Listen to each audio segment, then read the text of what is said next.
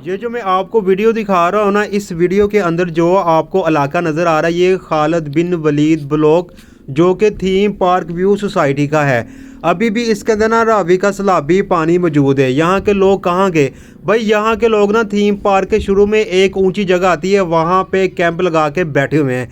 बेचारे भूखे हैं, प्यासे हैं, बेरोज़गार होकर बैठे हुए हैं। मकानात इनके पास नहीं। अगर किसी बंदे ने इनकी मदद करनी हो ना तो वहाँ जाके भाई इनकी मदद कर दे, आपकी बहुत मेहरबानी होगी।